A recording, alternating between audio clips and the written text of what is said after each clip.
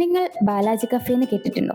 കേട്ടാലും ഇല്ലെങ്കിലും കൊച്ചിയിലെ ചായക്കടയിൽ നിന്നുള്ള വരുമാനം കൊണ്ട് ലോകം ചുറ്റിക്കറങ്ങിയ വിജയേട്ടനെയും ഭാര്യ മോഹനയെയും കുറിച്ച് നിങ്ങൾ എന്തായാലും കേട്ടിരിക്കും. ആൻസനും ബാലാജി കഫേയും തമ്മിൽ എന്ത് ബന്ധം എന്നാണെങ്കിൽ, ഇവരുടെ യാത്രകൾക്ക് വേണ്ട സാമ്പത്തിക അടിത്തറ നൽകുന്നതിൽ ആൻസൺ ചിട്ടുകൾക്കും വലിയ പങ്കുണ്ട് എന്നതാണ്.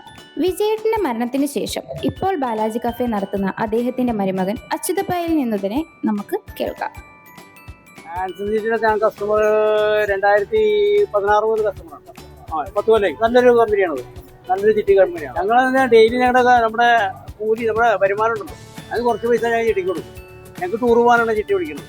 അപ്പോൾ ചിട്ടി ഒരുമാതിരി ഒരു 12 മാസം 13 മാസം ചിട്ടി പിടിക്കും.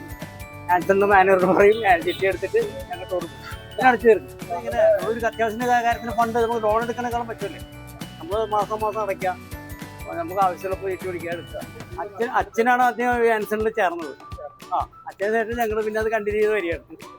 നല്ല ഹെൽപ്പ് ചെയ്തിട്ടുണ്ട്. ഞങ്ങൾ അവരെ ചുറ്റി പിടിച്ചിട്ട് തന്നെയാണ് യാത്ര പോകാറുണ്ടായിരുന്നത്. ആൻസൺ തന്നെ വിളിച്ചത്. പിന്നെ ഞാനിപ്പോൾ 13 ആഴ്ചയായി.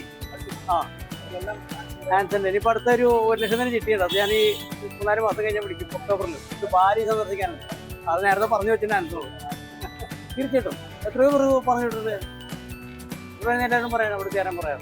നല്ലതാണ്, നല്ല കസ്റ്റമർ സ്റ്റാഫായാലും എല്ലാവരും, മാനേജ്മെന്റ് ആയാലും മാനേജർ ആയാലും ഇങ്ങോട്ട് വളരെ കോപ്പറേറ്റീവാണ്. തീർച്ചയായിട്ടും അവർ ചിട്ടി ചേരുക. നമ്മൾ ബാങ്കിൽ നിന്ന് ലോണിന് പോകുന്നറിയാം.